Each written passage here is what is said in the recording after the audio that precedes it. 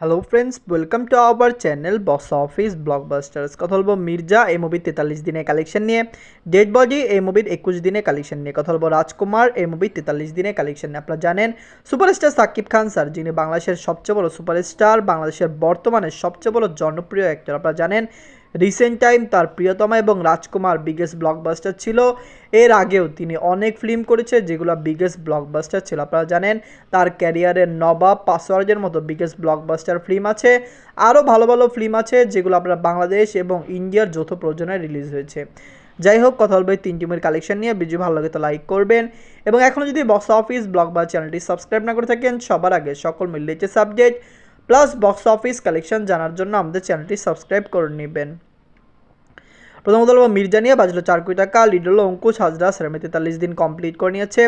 Ankush Hazra sir অভিনীত মির্জা ফিল্মটি একটি all time blockbuster film. বাংলার দর্শকরা এই মুভিকে খুবই সাপোর্ট করেছে, ফ্যামিলি অডিয়েন্স এই মুভিকে সাপোর্ট করেছে। মির্জা এসেছে সকলত্র মুভিটি ভালো কালেকশন করেছে। আপনারা জানেন অঙ্কুশ হাজরা স্যার মির্জা নিয়ে অনেক বেশি স্ট্রাগল করেছেন, অনেক কাজ করেছেন, এবং দর্শকরা এই মুভিকে কিন্তু পছন্দ করেছেন। যাই হোক, নিজে 43 দিনে ওয়েস্ট বেঙ্গল থেকে আয় করেছে 3 লক্ষ টাকা।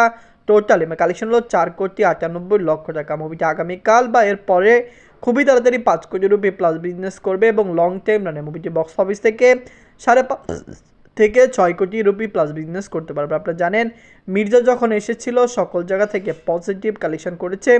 মির্জার পরে মির্জা 2 আসবে, আমরা আশা করছি মির্জা 2 বক্স অফিসে ভালো কালেকশন এনে দেবে। এখন কথা বলবো ডেড বডি নিয়ে। বাঁচলো 1,90,00,000 টাকা। লিড হলো জিয়াউল হক রোশন স্যার, ওমর সানি স্যার, শ্যামল মাওলা স্যার। এমনি 21 দিন কমপ্লিট করে নিয়েছে। ডেড বডি খুবই পজিটিভ রিভিউর সাথে বক্স অফিসে রিলিজ হয়েছিল। কন্ট্রোভার্সি, রাজনীতি অনেক কিছুর সাথে জড়িয়ে মুভিটি বক্স অফিসে খুবই বাজে কালেকশন এনেছে। পজিটিভ রিভিউ নিয়ে বাংলা ইন্ডাস্ট্রিতে মুভিটি কমপক্ষে লাইফ টাইমে 3 কোটি প্লাস বিজনেস করতে পারতো, কিন্তু বর্তমানে মুভির কালেকশন দেখে আমাদের মনে হচ্ছে মুভিটি 2 কোটি প্লাস বিজনেসও করতে পারবে না।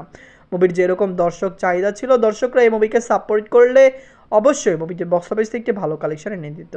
নিজেদের 21 দিনে বাংলাদেশ থেকে আয় করেছে 2 লক্ষ টাকা।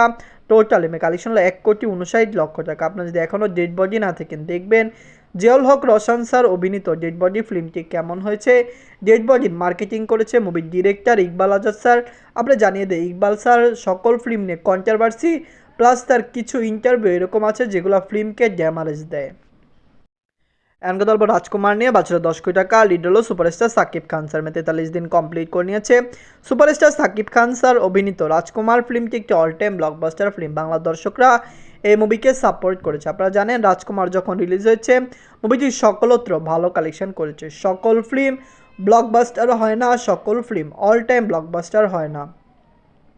রাজকুমার যখন এসেছে মুভিটি ভালো কালেকশন করেছে, কিন্তু রাজকুমার প্রিয়তমার মতো বিগেস্ট ব্লকবাস্টার হতে পারেনি। প্রিয়তমার বাজেট ছিল 2 কোটি, এবং বক্স অফিস থেকে মুভিটি 43 কোটি প্লাস বিজনেস করেছিল, যেখানে রাজকুমার অনেক পিছিয়ে আছে। নিজে 43 দিনে মুভি বাংলাদেশ থেকে আয় করেছে 8 লক্ষ টাকা। ইউএসএ কানাডা মার্কেট থেকে আয় করেছে 2 লক্ষ টাকা। অস্ট্রেলিয়া মার্কেট থেকে আয় করেছে 1 লক্ষ টাকা। ইউনাইটেড আরব আমিরাত থেকে আয় করেছে 3 লক্ষ টাকা। ইউকে থেকে আয় করেছে 2 লক্ষ টাকা। ওয়ার্ল্ড মার্কেট থেকে আয় করেছে 16 লক্ষ টাকা। টোটাল কালেকশন হলো 32,63,00,000 টাকা। আপনারা যদি এখনও রাজকুমার না থাকেন, দেখবেন সুপারস্টার সাকিব খান স্যারের ক্যারিয়ারের সবচেয়ে বড় বিগ বাজেট ফিল্ম হলো রাজকুমার। 10 কোটি বাজেট খরচ করে তিনি ফিল্মটি বানিয়েছেন। আমরা আশা রাখছি লং টাইম রানে মুভিটি বক্স অফিসে 40 কোটি প্লাস বিজনেস করবে, কারণ মুভিটি এখনও আপনি জানিয়ে দেয় মালয়েশিয়া, সিঙ্গাপুর এবং ইন্ডিয়াতে রিলিজ হওয়া বাকি রয়েছে। ধন্যবাদ।